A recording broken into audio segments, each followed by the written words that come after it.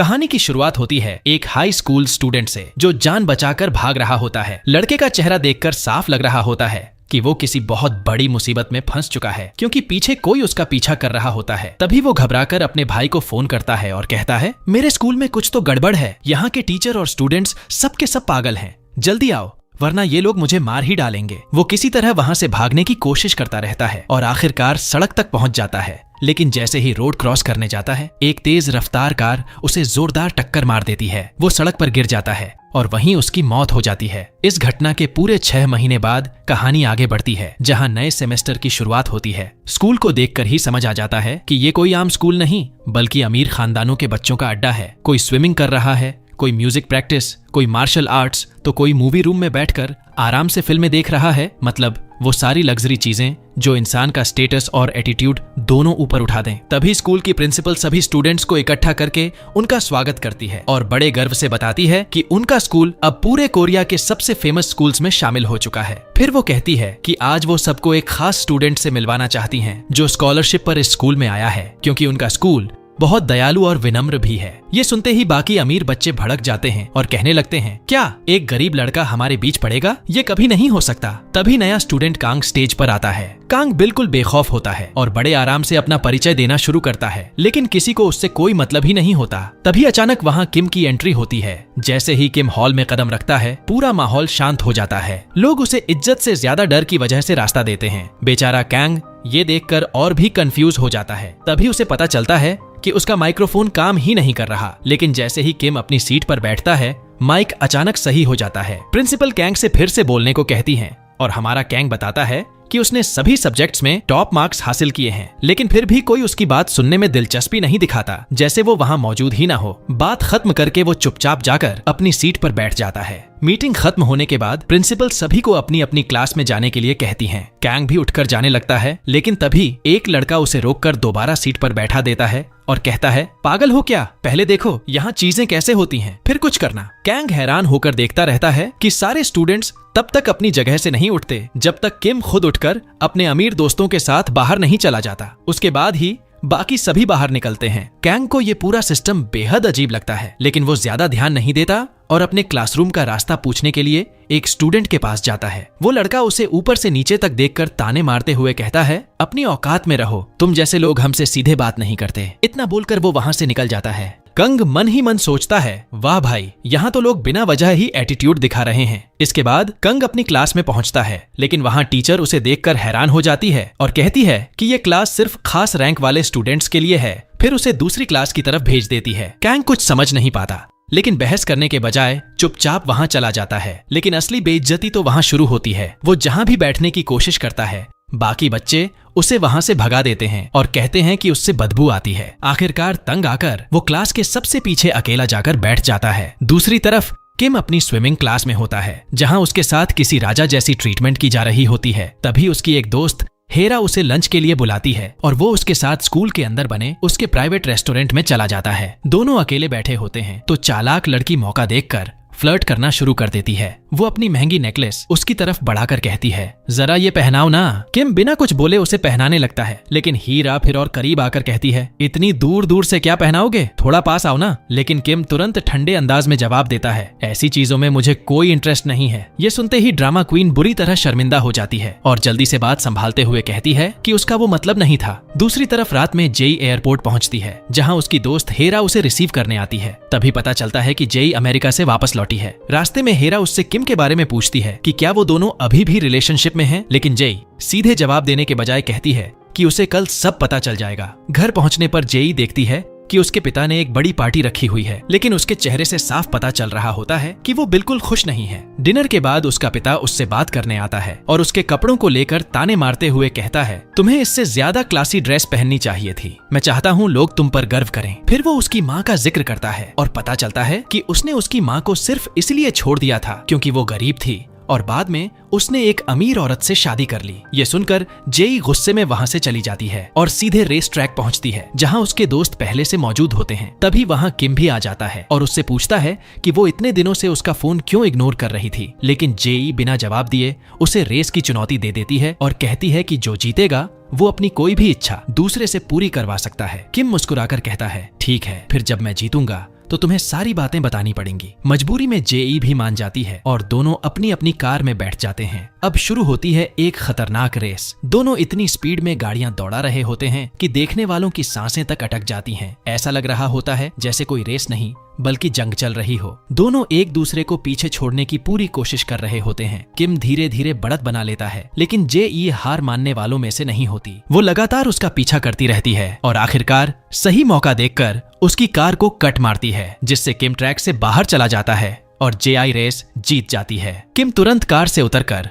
उसकी तरफ भागता है, क्योंकि उसे डर लग रहा होता है कि कहीं उसे चोट तो नहीं लगी। वो उसे डांटते हुए कहता है कि उसने बहुत खतरनाक तरीके से ड्राइव किया, वो सच में उसके लिए डर गया था। लेकिन जेई उसे ऐसा जवाब देती है जिसे सुनकर उसके पैरों तले जमीन खिसक जाती है। वो कहती है, मैं तुमसे ब्रेकअप करना चाहती हूँ। किम पूरी तरह शॉक हो जाता है और पूछता है, लेकिन क्यों? हम तो बचपन से साथ हैं, एक दूसरे से प्यार करते हैं। लेकिन जेई इसका कोई जवाब नहीं देती। वह रोते हुए वहां से चली जाती है और उसकी आंखों से आंसू रुकने का नाम ही नहीं ले रहे होते। दूसरी तरफ किम भी उनकी पुरानी यादों को याद करने लगता है, बचपन के पल, साथ बिताया वक्त, और आखिरकार वो खुद भी रो पड़ता है। अगले दिन किम स्कूल पहुंचता है और उसके चेहरे से साफ पता चल रहा होता है कि वो अभी तक इस ब्रेकअप से बाहर नहीं आ पाया है। जैसे ही वो क्लास में जाता है, वहाँ जेई भी मौजूद होती है। उधर हमारा बेचारा कांग पहली बार उसे देखता है और उसे देखकर पूरी तरह खो जाता है। कांग मासूमियत से उसे हाथ हिलाकर हेलो करने की कोशिश करता है, लेकिन जेई उसे पूरी तरह इग्नोर कर देती है। बेचारा कांग समझ ही नहीं पाता कि आखिर उसने ऐसा क्या कर दिया। ब्रेक टाइम में वो मैदान में जाकर अमीर स्टूडेंट्स के साथ बैठने की कोशिश करता है, लेकिन तभी क्लास प्रेसिडेंट उसे रोक लेता है और गुस्से में कहता है, तुम्हें कितनी बार समझाना पड़ेगा, हर जगह घुसने की कोशिश मत करो, ये तुम्हारे मोहल्ले की गली नहीं है, यहाँ नियम चलते हैं। इसके बाद वो कैंग को स्कूल का असली सिस्टम समझाता है। वो बताता है कि इस स्कूल में स्टूडेंट्स को अलग अलग रैंक और क्लास में बांटा गया है और किम जैसे अमीर और हाई स्टेटस वाले बच्चों से कोई भी सीधे बात नहीं कर सकता, यहाँ तक कि उनके साथ बैठना भी मना है। तुम उन लोगों के साथ ना बैठ सकते हो, ना बात कर सकते हो, वरना मारे जाओगे, समझे? ये मजाक नहीं है। लेकिन हमारा लड़का भी कहाँ मानने वाला था। वो आराम से जवाब देता है, अरे भाई, इतना भी क्या सीरियस होना, आखिर में हम सब इंसान ही तो हैं। अगर तुम कहते कि वो लोग एलियन हैं या कोई सुपर ह्यूमन, तब तो मैं भी डर जाता। ये सुनते ही क्लास प्रेसिडेंट का दिमाग घूम जाता है और वो कहता है, हे भगवान, तू हमें मरवाएगा एक दिन। मैंने तुझे समझा दिया, अब आगे तेरी मर्जी, बाद में रोने मत आना अगर किम ने तेरे साथ भी वही किया जो पिछले स्टूडेंट के साथ किया था। कैंग तुरंत मासूम बनते हुए कहता है, अच्छा, अब समझ गया मैं, तू टेंशन मत ले, मैं बिल्कुल दीवार के साथ साथ चलूंगा, जो आएगा जो जाएगा मैं किसी की तरफ देखूंगा तक नहीं, लाइन खींचूंगा और उसी पर चलूंगा। लेकिन ये सब बोलने के सिर्फ 10 सेकंड बाद ही कैंग सीधा किम के पास पहुंच जाता है और हाथ बढ़ाकर उससे हैंडशेक करने लगता है। ये देखकर वहां मौजूद सब लोगों की हालत खराब हो जाती है, जैसे कैंग ने कोई बम फोड़ दिया हो। किम भी उसे ऐसे देखता है जैसे सामने कोई पागल खड़ा हो, फिर बिना कुछ बोले वहां से चला जाता है। तभी हीरा कांग की हरकत पर हंसने लगती है और कहती है, तुम बहुत एंटरटेनिंग हो, सीरियसली सो फनी। फिर वो उसे रात की एक पार्टी में आने का इनविटेशन देती है और कहती है कि पार्टी खास उसी के लिए है क्योंकि वो बहुत मजेदार है। रात होते ही वो टाइम पर पार्टी में पहुंच जाता है। एंट्री पर सिक्योरिटी उसका फोन रखवा लेता है क्योंकि अंदर मोबाइल ले जाना मना होता है। अंदर पहुंचते ही कैंग पूरी तरह शॉक हो जाता है। वहां के स्टूडेंट्स अपनी ही दुनिया में खोए हुए होते हैं। कोई खुलकर डांस कर रहा है, कोई शराब पी रहा है, कोई हद से ज्यादा मस्ती में डूबा हुआ है। ऊपर से सबकी नजरें उसी पर होती हैं क्योंकि वो अकेला ऐसा लड़का होता है जिसने ढंग के पूरे कपड़े पहन रखे होते हैं, जबकि बाकी लोगों का फैशन देखकर उसकी आंखें ही फटी रह जाती हैं। तभी हीरा उसके पास आती है और कहती है, तुम आ गए, अब पार्टी में मजा आएगा। फिर वो उसे जूस ऑफर करती है, लेकिन कैंग मना करते हुए कहता है, नहीं, मैं ऐसी चीजें नहीं पीता, शरीफ लड़का हूँ मैं। जलनखोर लड़की भी जिद पकड़ लेती है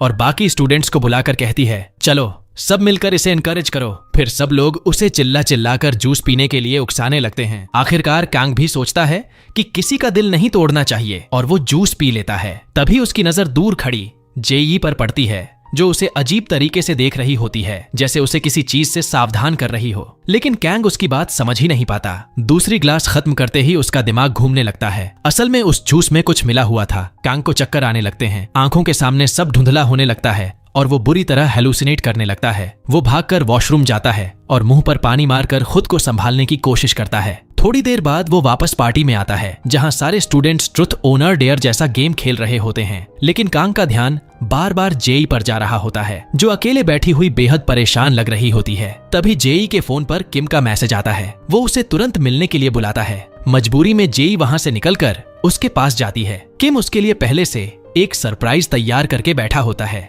वो उसे फूल देकर मनाने की कोशिश करता है और कहता है, अगर मैंने कुछ गलत किया है तो बता दो, लेकिन ऐसे दूर मत जाओ। साफ दिख रहा होता है कि जेई उससे कोई बहुत बड़ी बात छुपा रही है, लेकिन वो सच बताने की हिम्मत नहीं जुटा पाती। उसी दौरान पार्टी में कांग की बारी आती है और उससे पूछा जाता है कि क्या उसे वहाँ मौजूद किसी लड़की पर क्रश है। कांग पहले तो शर्माने का नाटक करता है, लेकिन फिर कह देता है हाँ है। सब लोग सोचते हैं कि वो सिर्फ मजाक कर रहा है, इसलिए उसे चैलेंज देते हैं कि अगर हिम्मत है तो जाकर अपने प्यार का इजहार करके दिखाए। लेकिन कांग सबको चौंकाते हुए सच में उठकर वहां से चला जाता है। तभी उसके दिमाग में अपने भाई की यादें आने लगती हैं और यही बहुत बड़ा खुलासा होता है। शुरुआत में जो लड़का मारा गया था वो कोई और नहीं बल्कि कांग का अपना भाई ली था, और कांग इस स्कूल में सिर्फ पढ़ने नहीं बल्कि अपने मरे हुए भाई की मौत का बदला लेने आया है। वो अब पूरी तरह ठान चुका होता है कि जिसने भी उसके भाई के साथ वो सब किया है उसे वो ढूंढकर ऐसा सबक सिखाएगा कि जिंदगी भर याद रखे। इसी इरादे से वो सीधे उस जगह पहुंच जाता है जहां किम और जेई बात कर रहे होते हैं। किम उसे देखते ही चौंक जाता है और गुस्से में पूछता है तुम यहाँ क्या कर रहे हो, लेकिन कांग उसकी बात को पूरी तरह इग्नोर कर देता है। वो सीधे जेई के पास जाता है और सबके सामने उसे किस कर देता है। ये देखकर वहाँ मौजूद सभी लोगों के होश उड़ जाते हैं और किम तो जैसे पत्थर का बन जाता है।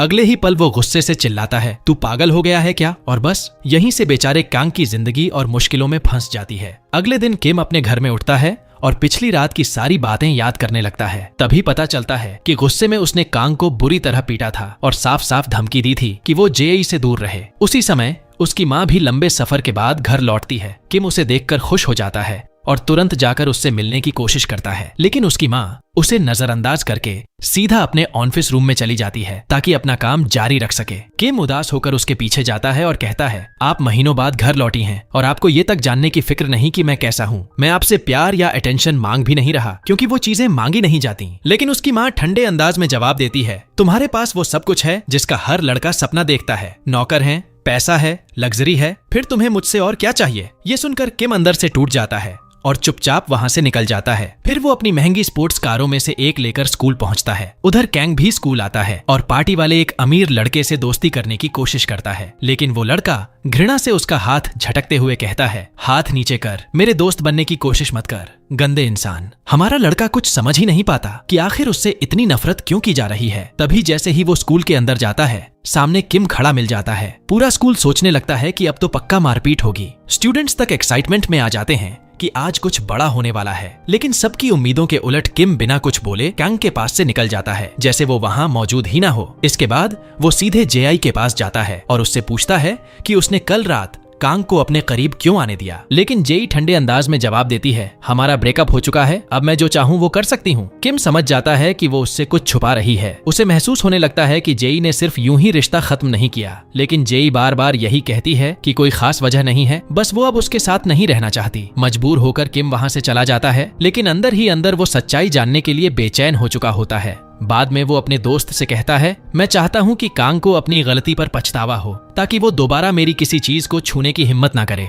दूसरी तरफ क्लास में कैंग के साथ फिर से बदतमीजी शुरू हो जाती है। एक अमीर लड़का उससे लड़ने की कोशिश करता है, लेकिन इस बार कैंग उसका हाथ इतनी मजबूती से पकड़ता है कि वो दर्द से कराह उठता है। कांग गुस्से में उसे चेतावनी देता है अगर दोबारा मेरे करीब आया ना तो तेरे चेहरे की हड्डियां तोड़ दूंगा। तभी टीचर क्लास में आ जाती है और दोनों को अलग कर देती है। क्लास खत्म होने के बाद कैंग जेई से मिलने जाता है और पिछली रात की हरकत के लिए माफी मांगता है। जेई उसे समझाती है कि उसे ये स्कूल छोड़ देना चाहिए क्योंकि किम उसे कभी चैन से नहीं रहने देगा, लेकिन कांग हंसते हुए कहता है कि वो खुद को बचाना अच्छे से जानता है और इस स्कूल में कोई उसका कुछ नहीं बिगाड़ सकता। जेई उसके आत्मविश्वास से काफी प्रभावित होती है, लेकिन साथ ही उसे लगता है कि कांग जरूरत से ज्यादा बेखौफ है। वो हल्का सा मुस्कुराकर वहां से चली जाती है। तभी हीरा उससे पूछती है तुमने आखिर जेई को ही क्यों चुना। कैंग हंसते हुए जवाब देता है क्योंकि वो पार्टी में सबसे खूबसूरत लड़की थी, लेकिन असलियत कुछ और ही होती है। दरअसल कैंग जानबूझकर किम को प्रोवोक करना चाहता था ताकि वो उसका असली चेहरा देख सके। रात में किम अपने होटल में अकेला बैठा जेई के साथ बिताए पलों की वीडियो देख रहा होता है। उसके चेहरे से साफ दिख रहा होता है कि वो जेई को बहुत मिस कर रहा है और उसे वापस पाना चाहता है। तभी हेरा उसके पास आती है और उसे सलाह देती है कि वो किसी दूसरी लड़की को डेट करना शुरू कर दे ताकि जेई को जलन हो और वो वापस लौट आए। असल में हेरा खुद किम के करीब आना चाहती होती है, लेकिन किम उसकी चाल समझ जाता है और कहता है इतना घुमा फिराकर मत बोलो, मैं तुम्हारा प्लान समझ चुका हूँ। फिर वो उससे जेई के ब्रेकअप की असली वजह पता लगाने में मदद मांगता है। उसी समय दूसरी तरफ जेई अकेली बैठी होती है कि तभी उसके फोन पर एक मैसेज आता है। पता चलता है कि कोई उसे लगातार ब्लैकमेल कर रहा है और धमकी दे रहा है कि अगर उसने उसकी बात नहीं मानी तो वो एक वीडियो उसके पिता को भेज देगा और उसकी पूरी जिंदगी बर्बाद कर देगा। लेकिन आखिर उस वीडियो में ऐसा क्या है ये अभी तक किसी को नहीं पता होता। वीडियो के बारे में सोच सोचकर जेई की हालत खराब हो रही होती है। वो डर के मारे वहां से चली जाती है। अगले दिन वो अपने पिता के साथ जंगल में शिकार पर जाती है। तभी अचानक उसके पिता के फोन पर एक कॉल आती है और जेई बुरी तरह घबरा जाती है। उसके दिमाग में तुरंत ख्याल आता है कि कहीं वो वीडियो उसके पिता तक तो नहीं पहुंच गया। डर की वजह से उसे अजीब अजीब हेलुसिनेशंस होने लगते हैं। उसे लगने लगता है कि उसकी जिंदगी पूरी तरह बर्बाद हो चुकी है। अब उसके साथ कोई खड़ा नहीं रहेगा। यहाँ तक कि वो अपने पिता को भी अपनी माँ की तरह उसे छोड़ते हुए इमेजिन करने लगती है, जैसे वो कह रहे हों अब तुम्हारा और मेरा रिश्ता खत्म। लेकिन अगले ही पल उसकी तंद्रा टूटती है और उसे समझ आता है कि उसके पिता को बस ऑफिस से कॉल आया था और उन्हें तुरंत कंपनी जाना पड़ा। वो उसे वहीं छोड़कर चले जाते हैं। दूसरी तरफ स्कूल में कैंग अमीर स्टूडेंट्स को अजीब तरह की चीजें इस्तेमाल करते हुए देखता है। तभी उसे अपने भाई की आखिरी बातें याद आती हैं। मरने से पहले उसने कहा था कि स्कूल के स्टूडेंट्स उसे कुछ ऐसी चीजें देते थे जिनकी वजह से वो ज्यादातर समय अपने होश में नहीं रहता था। उस वक्त कैंग को लगा था कि उसका भाई बस डर और तनाव की वजह से उल्टी सीधी बातें कर रहा है, लेकिन अब अपनी आंखों से सब देखकर उसे यकीन हो जाता है कि ली सच कह रहा था। और सबसे बड़ी बात, उसे पूरा शक हो जाता है कि इस स्कूल में जो कुछ भी हो रहा है उसके पीछे किम का हाथ है। तभी कांग फैसला करता है कि वो इस सड़े हुए सिस्टम को बदल कर रहेगा और स्कूल में चल रहे बुलिंग और अन्याय का अंत करेगा। वो सीधे क्लास टीचर के पास जाता है और उसे सारी बात बताकर स्टूडेंट्स के लॉकर्स चेक करने की मांग करता है, लेकिन टीचर मना कर देती है और कहती है कि वो बच्चों की प्राइवेसी वायलेट नहीं कर सकती। तब कांग उसे धमकी देता है कि अगर उसने मदद नहीं की तो वो पुलिस को सब बता देगा। मजबूर होकर टीचर उसके साथ जाती है और एक लॉकर खोलती है। अंदर से एक सस्पिशियस पैकेट निकलता है, लेकिन टीचर बड़ी सफाई से कहती है ये कोई गलत चीज नहीं है। एग्जाम के समय बच्चों का स्ट्रेस कम करने के लिए इस्तेमाल होता है ताकि उन्हें डिप्रेशन ना हो। फिर वो वही पैकेट कांग को देकर कहती है कि चाहे तो किसी डॉक्टर से खुद चेक करवा ले। उधर जेई अपनी दोस्त से मिलती है और उसे ब्लैकमेल वाले वीडियो के बारे में बताती है। वो कहती है कि कोई आदमी लगातार उसे धमका रहा है और अब उसे उस इंसान को ढूंढना ही होगा। अगले दिन स्कूल के स्टूडेंट्स एक ट्रिप पर जाते हैं और कैंग भी उनके साथ चला जाता है। जेई अपनी दोस्तों के साथ बैठी होती है, लेकिन जैसे ही उसकी नजर किम पर पड़ती है वो तुरंत वहां से निकल जाती है। किम उसके इस बर्ताव से काफी दुखी हो जाता है। वहीं हेरा फिर से उसे उकसाने लगती है कि वो किसी दूसरी लड़की के साथ रिलेशनशिप शुरू कर दे ताकि जेई को जलन हो और वो वापस लौट आए। दूसरी तरफ जेई अकेले घूम रही होती है कि तभी उसे कांग दिखाई देता है जो साइकिल चला रहा होता है। जेई अचानक उससे कहती है मुझे तुमसे एक काम करवाना है, मैं पीछे बैठूंगी और तुम मुझे सुपरमार्केट ले जाओगे, मुझे कुछ सामान खरीदना है। ये सुनते ही कांग तुरंत मान जाता है और दोनों साथ निकल पड़ते हैं। दूर खड़ा किम उन्हें साथ देखकर जलने लगता है। कैंग साइकिल चलाते हुए जेई को पूरे बीच एरिया में घुमाता है। जेई पहली बार खुद को खुलकर आजाद महसूस कर रही होती है। दोनों साथ में अच्छा वक्त बिताने लगते हैं। तभी अचानक बारिश शुरू हो जाती है और दोनों एक छोटी सी शेड के नीचे जाकर रुकते हैं। वहीं जेई एक छोटे से पप्पी को देखकर उसके साथ खेलने लगती है और खुलकर हंसने लगती है। कांग उसे देखकर खोस आ जाता है। उसे महसूस होता है कि जेई बाकी अमीर बच्चों जैसी बिल्कुल नहीं है। वो मुस्कुराकर उससे कहता है तुम्हारी स्माइल सच में बहुत खूबसूरत है। ये सुनते ही जेई शर्म से लाल हो जाती है और कहती है ऐसी बातें मत करो, मुझे शर्म आ रही है। फिर वो धीरे से अपना एक राज बताती है। वो कहती है कि उसके पिता हमेशा उसे ज्यादा हंसने से मना करते हैं ताकि वो लोगों के सामने परफेक्ट दिखाई दे। ये बात याद आते ही उसका चेहरा फिर उदास हो जाता है। बारिश तेज हो जाती है और जेई भीगते हुए आगे बढ़ने लगती है, लेकिन कांग उसे रोक लेता है। उसे डर होता है कि कहीं उसे सर्दी ना लग जाए। वो अपना जैकेट उतार कर उसे पहनाता है और कहता है मैं तुम्हें ऐसे नहीं जाने दूंगा। जेई उसके इस केयरिंग नेचर से काफी प्रभावित होती है। फिर वो उसे अपने छोटे से आराम करने वाले ठिकाने पर ले जाती है ताकि वो थोड़ा गर्म हो सके, लेकिन कैंग काफी थका हुआ होता है और अनजाने में उसके कंधे पर सिर रखकर सो जाता है। जेई चुपचाप उसे देखती रहती है। वो उसकी मासूमियत और हैंडसम चेहरे को देखकर मुस्कुराने लगती है। उसे लगता है कि कांग सो चुका है, इसलिए वो धीरे से कहती है कि उसे पिछली रात उसके किस करने पर उतना गुस्सा नहीं आया था। तभी अचानक कांग अपनी आंखें खोल देता है। जेई तुरंत घबरा जाती है और शर्म से उसका चेहरा लाल हो जाता है। वो हड़बड़ाकर कहती है रुको, कहीं तुमने मेरी बात सुन तो नहीं ली? लेकिन कैंग तुरंत मासूम बनते हुए कहता है नहीं, मैंने कुछ नहीं सुना और अभी साबित भी कर देता हूँ। इतना कहकर वो धीरे धीरे जेई के करीब आने लगता है। असल में उसका प्लान था कि वो फिर से उसे किस करे ताकि किम और ज्यादा भड़क जाए और उसका असली चेहरा सामने आए। लेकिन तभी जेई की नजर उसके हाथ में पहनी हुई ब्रेसलेट पर पड़ती है। वो उसे देखते ही शॉक हो जाती है क्योंकि वही ब्रेसलेट ली की थी जिसकी मौत हो चुकी है। जेई कुछ समझ पाती उससे पहले ही वहां किम और प्रिंसिपल पहुंच जाते हैं। दोनों को साथ देखकर प्रिंसिपल भड़क उठती है और कैंग को डांटते हुए कहती है कि वो तुरंत जेई से दूर हटे। अगले दिन स्कूल में कैंग के खिलाफ डिसिप्लिनरी मीटिंग रखी जाती है। उस पर आरोप लगाया जाता है कि वो जबरदस्ती जेई के कमरे में घुसा और उसके करीब आने की कोशिश की। यहाँ तक कि प्रिंसिपल उसे स्कूल से निकालने तक की तैयारी कर लेती है। लेकिन तभी अचानक जेई वहाँ पहुँच जाती है और सबके सामने कहती है कि कांग ने कुछ गलत नहीं किया, वो खुद उसे अपने साथ पढ़ाई करने के लिए लेकर गई थी। ये सुनते ही सब लोग हैरान रह जाते हैं। इसके बाद जेई खुद कांग का हाथ पकड़कर उसे ऑफिस से बाहर ले जाती है। बाहर किम खड़ा सब देख रहा होता है और जेई जानबूझकर उसके सामने कांग का हाथ और मजबूती से पकड़ लेती है। फिर वो कहती है कि उसे कांग पसंद है। इतना ही नहीं, वो उसे अपने साथ लेकर वहां से चली भी जाती है। कांग उसके इस अचानक बदले हुए व्यवहार से पूरी तरह कंफ्यूज हो जाता है और उससे पूछता है कि आखिर वो ऐसा क्यों कर रही है। लेकिन जेई उसकी ब्रेसलेट की तरफ देखते हुए पूछती है, सच सच बताओ, तुम इस स्कूल में आखिर क्यों आए हो? कांग एक पल के लिए डर जाता है क्योंकि उसे लगता है कि जेई ने उसकी सच्चाई पकड़ ली है। लेकिन वो तुरंत झूठ बोल देता है और कहता है, मैं यहाँ तुम्हें हराने आया हूँ, सुना है तुम हमेशा स्कूल में फर्स्ट आती हो। जेआई समझ जाती है कि वो झूठ बोल रहा है, इसलिए वो चुपके से उसकी फाइल निकलवाकर चेक करती है। लेकिन वहाँ लिखा होता है कि कांग का कोई भाई ही नहीं है। दूसरी तरफ रात में किम बॉक्सिंग की प्रैक्टिस कर रहा होता है, लेकिन उसके दिमाग में बार बार वही सीन घूम रहा होता है जहाँ जेई कांग का हाथ पकड़े हुई थी। गुस्से में वो अपने ट्रेनर को इतना जोर से मार देता है कि उसका चेहरा तक घायल हो जाता है। इसके बाद किम फैसला करता है कि वो वही प्लान फॉलो करेगा जो उसकी दोस्त ने बताया था, यानी किसी दूसरी लड़की के साथ फेक रिलेशनशिप शुरू करना ताकि जेई को जलन हो। वो हीरा को कॉल करके कहता है कि वो इस नकली रिश्ते के लिए तैयार है। वो खुशी से पागल हो जाती है और तुरंत बोलती है, तो कल सुबह मुझे खुद लेने आना। मजबूरी में किम को उसकी बात माननी पड़ती है। उधर दूसरी तरफ कांग सुबह स्कूल जाने के लिए अपनी साइकिल तैयार कर रहा होता है। तभी जेई अपनी कार लेकर वहां पहुंच जाती है और उसे स्कूल छोड़ने की बात करती है। कांग तो खुशी से फूला नहीं समाता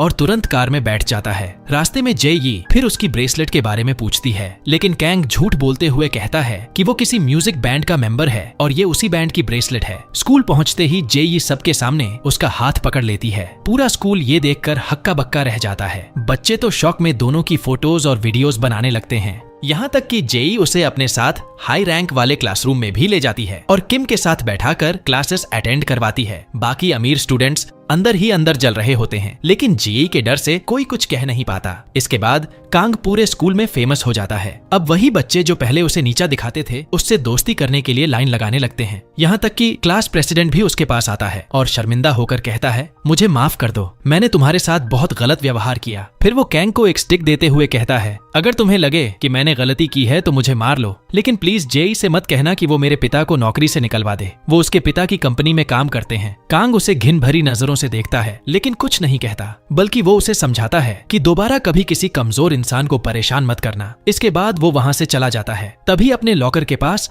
उसे एक वार्निंग नोट मिलता है जिसमें लिखा होता है, किम को प्रोवोक करना बंद कर दो, वरना तुम्हारा भी वही हाल होगा जो तुमसे पहले वाले लड़के का हुआ था। तभी वो नोट उसके हाथ से गिर जाता है और सामने किम खड़ा दिखाई देता है, लेकिन किम उस नोट को पढ़ नहीं पाता। इसके बाद वो अपने फुटबॉल मैच के लिए कपड़े बदलने चला जाता है। कांग भी मैदान में जाकर मैच देखने लगता है, लेकिन उसके दिमाग में अभी तक यही घूम रहा होता है कि आखिर वो वार्निंग नोट छोड़कर गया कौन था। तभी कुछ स्कॉलरशिप वाले स्टूडेंट्स उसके पास आते हैं और उससे दोस्ती करने की कोशिश करते हैं। वो उससे पूछते हैं कि आखिर उसने स्कूल की सबसे खूबसूरत लड़की जेई को कैसे पटाया, जबकि वो खुद अमीर भी नहीं है। लेकिन कांग उन स्कॉलरशिप वाले बच्चों की बातों का कोई जवाब नहीं देता और तभी फुटबॉल मैच शुरू हो जाता है। मैदान में पूरा माहौल गर्म हो चुका होता है। किम अपनी पूरी ताकत से खेलता है और शानदार गोल करके अपनी टीम को जीत दिला देता है। पूरा स्टेडियम उसके नाम के शोर से गूंज उठता है। गोल करने के बाद किम जानबूझकर जेई को जलाने के लिए हीरा को जाकर हग करता है ताकि जेई को जेलासी फील हो, लेकिन जेई के चेहरे पर जरा सा भी फर्क नहीं पड़ता। ये देखकर किम अंदर ही अंदर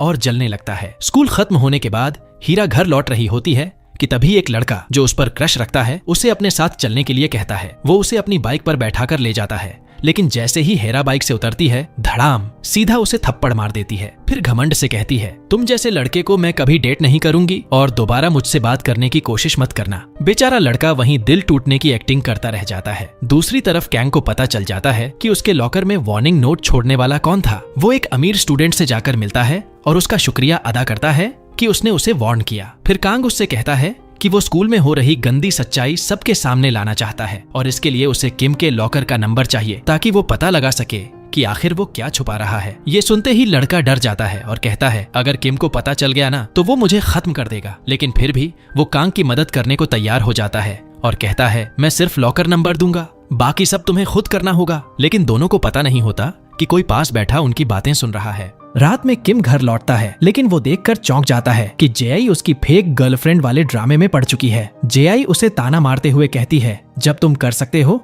तो मैं क्यों नहीं। तभी किम हेरा को फोन करके घर बुलाता है। ड्रामा क्वीन खुशी के मारे पागल हो जाती है। वो सबसे खूबसूरत ड्रेस पहनकर उसके घर पहुंचती है, लेकिन वहां पहुंचते ही उसकी नजर जेई पर पड़ती है, जो अभी अभी वहां से निकल रही होती है। फिर वो जानबूझकर जेई के सामने इनोसेंट बनने का नाटक करती है और कहती है, वैसे किम ने ही मुझे बुलाया था, मैं तो खुद इस रिश्ते के खिलाफ थी, लेकिन वो मेरे पीछे ही पड़ गया। जेई उसकी बात समझ जाती है और उसे समझाती है कि किम उससे प्यार नहीं करता, वो सिर्फ उसका दिल तोड़ेगा। लेकिन जलनखोर लड़की तो पहले ही किम के पैसे और स्टेटस पर फिदा हो चुकी होती है, इसलिए जेई की बातों को नजरअंदाज करके खुशी खुशी अंदर चली जाती है। उधर जेई अपने घर लौटती है और तभी उसे फिर से उसी ब्लैकमेलर के मैसेज आने लगते हैं। वो आदमी लिखता है, मुझे तुम्हारे सारे राज पता हैं। फिर वो कैंग की फोटो भेजकर पूछता है, अब क्या तुम उसे भी खत्म करने वाली हो। ये देखकर जेआई बुरी तरह डर जाती है और घबराकर पूछती है कि आखिर वो उससे चाहता क्या है। लेकिन तभी उसका सौतेला भाई कमरे में आ जाता है और कहता है कि उसके पिता उसे बुला रहे हैं। जेआई अपने पिता के ऑफिस में पहुंचती है,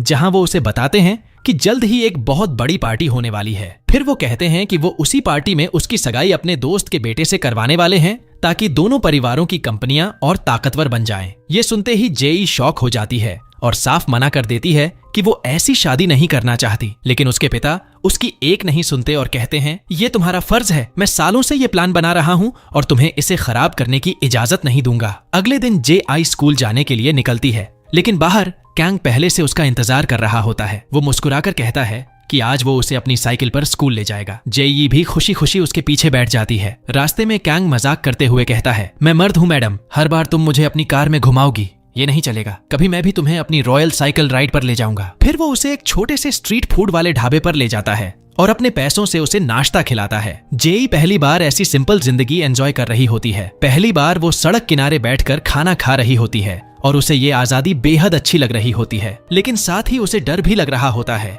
कि कहीं उसकी वजह से कैंग किसी मुसीबत में ना फंस जाए। इसलिए वो अचानक उससे कहती है, मुझसे प्यार मत करना, मैं तुम्हें पसंद नहीं करती, मैं बस तुम्हारे साथ टाइम पास कर रही हूँ। लेकिन कैंग उसकी आंखों में देखकर मुस्कुराता है और कहता है, तुम्हारी आंखें कुछ और ही कह रही हैं, उनमें प्यार भी है, डर भी है और बहुत सारी अधूरी कहानियां भी। जेई तुरंत शर्म और घबराहट में बात बदलते हुए कहती है, मेरी यही आंखें एक दिन मुझे बहुत बड़ी मुसीबत में डालेंगी, इसलिए ज्यादा रोमांटिक बनने की जरूरत नहीं है। इसके बाद वो अपनी दोस्त से मिलने जाती है और उससे पूछती है कि उस एनोनिमस ईमेल वाले आदमी का कुछ पता चला या नहीं। उसकी दोस्त उसे भरोसा दिलाती है कि उसने किसी एक्सपर्ट को लगा दिया है, जो जल्द ही उस ब्लैकमेलर की लोकेशन ट्रेस कर लेगा, बस उन्हें थोड़ा और वक्त चाहिए। हेरा लगातार जेई के सामने मासूम बनने की एक्टिंग करती रहती है। वो कहती है, सच में मैं तुमसे किम को छीनना नहीं चाहती थी, मैंने उससे दूर जाने की बहुत कोशिश की, लेकिन वो खुद ही मेरे पीछे पड़ा रहता है। अब मैं क्या करूं? शायद वो सच में मुझसे प्यार करता है, लेकिन मैं तुम्हें भी खोना नहीं चाहती। जेई उसकी आंखों में देखकर समझ जाती है कि वो झूठ बोल रही है। फिर भी वो शांत रहकर कहती है, मैं तुमसे नाराज नहीं हूँ, लेकिन बेहतर होगा कि तुम किम से दूर रहो, वो सिर्फ तुम्हारा इस्तेमाल कर रहा है। इतना कहकर जेई वहाँ से चली जाती है। जब वो घर लौटती है तो देखती है कि उसके पिता ने पार्टी के लिए ढेर सारे महंगे ड्रेसेस तैयार करवाए हुए हैं। लेकिन दुख की बात ये होती है कि वो उससे एक बार भी नहीं पूछते कि उसे क्या पसंद है। वो खुद ही उसके लिए ड्रेस चुनते हैं, खुद ही ज्वेलरी तय करते हैं, यहाँ तक कि कौन सी नेकलेस पहननी है ये भी वही डिसाइड करते हैं। जेई अंदर ही अंदर घुट रही होती है। उसे महसूस होने लगता है कि वो किसी आलीशान घर में नहीं, बल्कि एक सुनहरे पिंजरे में रह रही है, जहां उसे अपनी जिंदगी के फैसले लेने का भी हक नहीं है। पार्टी शुरू होती है और वहां कांग भी पहुंचता है। वो जेई से मिलने जाता है और बताता है कि आज वो अपनी म्यूजिक बैंड के साथ परफॉर्मेंस देने वाला है। वो उसके करीब आने की कोशिश करता है, लेकिन जेई उदास होकर उससे कहती है, जब भी मैं तुम्हें हंसते और खुलकर जीते हुए देखती हूँ, मुझे एहसास होता है कि मैं खुद एक कैद में जी रही हूँ। ये कहकर वो वहां से चली जाती है और कैंग पहली बार उसकी हालत को सच में महसूस करता है। तभी पार्टी में किम अपनी माँ के साथ एंट्री करता है। उनके आते ही पूरा माहौल बदल जाता है, क्योंकि वो वहां मौजूद सबसे ताकतवर और अमीर परिवारों में से होते हैं। हर कोई उनसे हाथ मिलाने और इम्प्रेस करने की कोशिश करने लगता है। किम सीधे जेई के पास जाता है और मुस्कुराकर कहता है, आज तुम बहुत खूबसूरत लग रही हो। लेकिन जेई उसे पूरी तरह इग्नोर कर देती है। ये देखकर हेरा अंदर ही अंदर जलने लगती है। थोड़ी देर बाद जेआई के पिता उसे अपने एक अमीर बिजनेस पार्टनर और उसके बेटे से मिलवाते हैं। वहीं वो मजाक मजाक में उनकी सगाई की बात भी छेड़ देते हैं। लेकिन तभी वो आदमी कहता है, लेकिन मैंने तो सुना था कि जेई का रिश्ता किम के साथ है। ये सुनते ही जेई के पिता तुरंत गुस्से में जवाब देते हैं, मेरी बेटी बहुत संस्कारी है, उसका पूरा ध्यान सिर्फ पढ़ाई पर है, उसे इन बेकार रिश्तों में कोई दिलचस्पी नहीं। लेकिन तभी हेरा बीच में कूद पड़ती है। वो पूरी चालाकी से कहती है, नहीं नहीं, रिश्ता तो है, लेकिन किम के साथ नहीं। फिर वो कांग की तरफ इशारा करके कहती है, असल में जेआई का बॉयफ्रेंड तो कांग है। ये सुनते ही पूरा हॉल सन्न रह जाता है, जैसे किसी ने बम फोड़ दिया हो। माहौल इतना खराब हो जाता है कि कांग को पार्टी छोड़कर बाहर निकलना पड़ता है। लेकिन वो इसी मौके का फायदा उठाता है और उस अमीर लड़के के साथ स्कूल पहुंच जाता है जो उसकी मदद कर रहा था। दोनों मिलकर किम का लॉकर खोलते हैं ताकि उसके राज सामने ला सकें, लेकिन अंदर उन्हें कोई गलत चीज नहीं मिलती। वहाँ सिर्फ जेआई की तस्वीरें होती हैं, हर तरफ सिर्फ उसकी फोटोज। ऐसा लग रहा होता है जैसे किम उसके लिए पागल हो चुका हो। तभी कैंग एक तस्वीर देखता है जिसमें जेई दिल खोलकर हंस रही होती है और यहीं से हमें फ्लैशबैक देखने को मिलता है। उस वक्त किम और जेई सच में एक दूसरे से प्यार करते थे। दोनों बीच पर साथ घूमते थे, एक छोटे से पप्पी के साथ खेलते थे, हंसते थे, तस्वीरें लेते थे और उन यादों को हमेशा के लिए संभाल कर रखना चाहते थे। वापस वर्तमान में आते हैं जहाँ किम अपनी कार में बैठा होता है कि तभी उसकी माँ का फोन आता है। वो उससे कहती है, मैं फिर से बिजनेस ट्रिप पर जा रही हूँ, अपनी पढ़ाई पर ध्यान दो, क्योंकि एक दिन तुम्हें ही मेरा पूरा एम्पायर संभालना है। मैं नहीं चाहती मेरा बेटा निकम्मा निकले। घर लौटने के बाद उसकी सेक्रेटरी उसे पूरा शेड्यूल दिखाती है जिसमें बिजनेस क्लासेस, मीटिंग्स और एक्स्ट्रा ट्रेनिंग भरी हुई होती है ताकि वो अपनी माँ का कारोबार संभालना सीख सके। लेकिन किम गुस्से में कहता है, मैं अभी सिर्फ 18 साल का हूँ, मुझे भी बाकी लड़कों की तरह अपनी जिंदगी जीने का हक है, हर वक्त बस पढ़ाई और बिजनेस नहीं। परेशान होकर वो घर छोड़ देता है और अपने दोस्त के घर चला जाता है। वहाँ वो पहली बार किसी नॉर्मल फैमिली को साथ हंसते बोलते देखता है। उसके दोस्त का परिवार उसे अपने बेटे की तरह ट्रीट करता है और किम के चेहरे पर साफ दिख रहा होता है कि वो उस फैमिली वार्मथ के लिए कितना तरसा हुआ है। दूसरी तरफ जेई अपने पिता के साथ हंटिंग प्रैक्टिस कर रही होती है। उसका पिता उसे शिकार के नियम समझाते हुए कहता है, मुझे अपने शिकार का पीछा करना पसंद है जब तक कि मैं उसे पूरी तरह खत्म न कर दूं। जेई समझ जाती है कि वो सिर्फ जानवरों की बात नहीं कर रहा बल्कि कांग के बारे में इनडायरेक्टली वार्निंग दे रहा है। इसलिए वो तुरंत कहती है, मेरे और कांग के बीच कुछ नहीं है, मुझे बस उस पर तरस आता है क्योंकि वो अकेला है। जेई के पिता उसकी बात सुनकर ठंडी मुस्कान देते हैं और कहते हैं, मुझे पता है तुम्हारा दिल बहुत नरम है, लेकिन यही नरमी एक दिन तुम्हें बर्बाद कर देगी और अगर मुझे लगा कि तुम कमजोर पड़ रही हो तो मैं तुम्हें तुरंत अमेरिका भेज दूंगा। अगले दिन स्कूल में कांग फिर जेई से मिलने जाता है। वो उससे पूछता है कि क्या उसके दिल में अभी भी किम के लिए फीलिंग्स हैं और आखिर ऐसा क्या है जो उसे उससे दूर नहीं जाने देता। जेआई उसकी इस हद से ज्यादा बेबाकी पर चिढ़ जाती है और उसे अपनी लिमिट्स में रहने को कहती है, लेकिन कांग पीछे हटने वालों में से नहीं होता। वो उसके और करीब आकर कहता है कि वो बस उसे फिर से पहले जैसा हंसता हुआ देखना चाहता है। फिर वो अचानक उसे प्रपोज कर देता है। वो कहता है, मैं हमेशा तुम्हारे साथ रहूंगा, तुम्हें कभी अकेला महसूस नहीं होने दूंगा। कांग की ये बातें सुनकर जेई पूरी तरह इमोशनल हो जाती है क्योंकि उसे कांग में उसके भाई की झलक दिखने लगती है। उसका रहस्यमयी भाई भी हमेशा उसे अकेलेपन से बाहर निकालने की कोशिश करता था। वो कुछ पल के लिए खो जाती है और सोचती है कि दोनों कितने एक जैसे हैं, लेकिन अगले ही पल वो खुद को संभालती है और कांग को वार्निंग देती है कि अगर वो उसके करीब आया तो बहुत बड़े खतरे में पड़ जाएगा। वो उससे कहती है कि अगर कोई उसे परेशान करे या बुली करे तो उससे भिड़ने की कोशिश मत करना, बस दूर रहना, वरना उसे नुकसान पहुंच सकता है। इतना कहकर वो वहां से चली जाती है। थोड़ी देर बाद कांग क्लास से बाहर निकल रहा होता है कि तभी उसके फोन पर एक वीडियो आता है। जैसे ही वो वीडियो चलाता है उसके होश उड़ जाते हैं। वीडियो में ली दिखाई दे रहा होता है जिसे कुछ स्टूडेंट्स बुरी तरह परेशान कर रहे थे। वो उसे धमकी देते हुए कह रहे होते हैं, अगर दोबारा जेई के करीब जाने की कोशिश की ना तो अंजाम बहुत बुरा होगा। ये देखकर कांग का खून खौल उठता है और वो कसम खा लेता है कि अब वो अपने भाई के साथ हुई हर चीज का बदला लेकर रहेगा। तभी हीरा उसके पास आती है और ताने मारते हुए कहती है कि उसे उसका शुक्रिया अदा करना चाहिए क्योंकि उसी की वजह से उसे जेई के पिता से मिलने का मौका मिला। फिर वो घमंड से कहती है, बहुत लोग तो सिर्फ उनसे हाथ मिलाने का सपना देखते हैं, लेकिन कांग तुरंत समझ जाता है कि उसने जानबूझकर पार्टी में जेई को बेइज्जत किया था। वो उससे कहता है कि उसे जेई से माफी मांगनी चाहिए। ये सुनकर चालाक लड़की जोर से हंस पड़ती है और कहती है, तुम सच में बेवकूफ हो क्या? जेई की बेइज्जती मैंने नहीं, तुमने की थी। तुम जैसे गरीब लड़के की हिम्मत कैसे हुई उसके करीब जाने की? फिर वो उसे उस स्कॉलरशिप स्टूडेंट के बारे में बताती है जिसकी मौत हो गई थी। वो कहती है कि उस लड़के ने भी जेई के करीब आने की कोशिश की थी और आखिरकार उसकी जिंदगी खत्म हो गई। यहाँ तक कि वो इशारों इशारों में जेई को ही उसकी मौत की वजह बता देती है। फिर कांग को वार्निंग देते हुए कहती है, अगर तुमने भी उससे दूरी नहीं बनाई तो तुम्हारा भी वही हाल होगा। ये कहकर वो वहां से चली जाती है और कांग उसके शब्दों के बारे में सोचकर सन्न रह जाता है। दूसरी तरफ जेई क्लास में बैठी होती है कि तभी उसे फिर उसी ब्लैकमेलर का मैसेज आता है। इस बार वो आदमी वीडियो की एक तस्वीर भेजता है। तस्वीर देखते ही जेई का चेहरा डर से सफेद पड़ जाता है। वो तुरंत क्लास से बाहर भागती है। कांग उसकी हालत देखकर उसके पीछे जाता है और उसे संभालने की कोशिश करता है। दूर से किम ये सब देख रहा होता है और जलन से उसका चेहरा बदल जाता है। वो भी उनके पीछे जाता है, लेकिन हेरा उसे रोकने की कोशिश करती है। किम गुस्से में उसे धक्का देकर हटाता है और सीधे कैंग के सामने पहुंच जाता है। वो उसका कॉलर पकड़कर कहता है, जेई पहले ही अपने पिता की वजह से बहुत प्रेशर में है और उसकी हालत के जिम्मेदार तुम हो।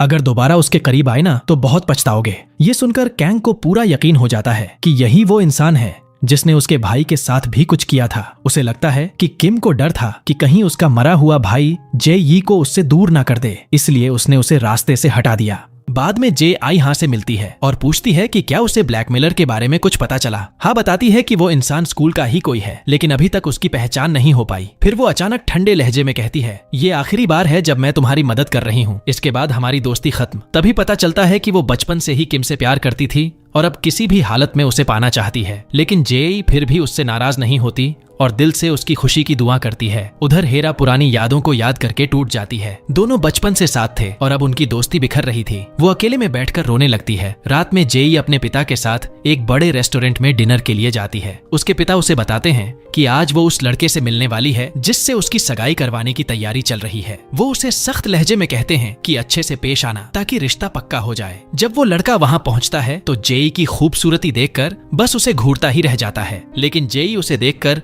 बिल्कुल भी खुश नहीं होती और बहुत ठंडे तरीके से जवाब देती है। खाना खत्म होने के बाद दोनों साथ में थोड़ा वॉक करने निकलते हैं ताकि एक दूसरे को जान सकें, लेकिन तभी जेई के फोन पर फिर वही ब्लैकमेलर मैसेज भेजता है। इस बार तस्वीर देखकर उसके पैरों तले जमीन खिसक जाती है क्योंकि वो एक प्रेगनेंसी टेस्ट की फोटो होती है। जेई इतना बड़ा शॉक सह नहीं पाती, उसकी तबीयत बिगड़ जाती है और वो वहीं बेहोश होकर गिर पड़ती है। अगले दिन वो स्कूल नहीं आती, जबकि कैंग हमेशा की तरह अपनी साइकिल लेकर उसका इंतजार करता रहता है, लेकिन वो स्कूल ही नहीं आती। उधर किम भी उसके लिए परेशान होने लगता है। हालत यहाँ तक पहुँच जाती है कि वो खुद जाकर कैंग से पूछता है कि क्या उसे जेई के बारे में कुछ पता है, लेकिन कैंग साफ कह देता है कि उसे कुछ नहीं मालूम। किम बार बार जेई को कॉल करता है, लेकिन वो उसका फोन तक नहीं उठाती। दूसरी तरफ जेई अकेले बीच किनारे घूम रही होती है। जब वो वापस अपने छोटे से ठिकाने पर लौटती है तो वहाँ कांग उसका इंतजार करता हुआ मिलता है। जेई हैरान होकर पूछती है, तुम यहाँ क्या कर रहे हो? कैंग फिक्र भरे अंदाज में कहता है, मैं तुम्हारे लिए परेशान था, तुम ना स्कूल आ रही हो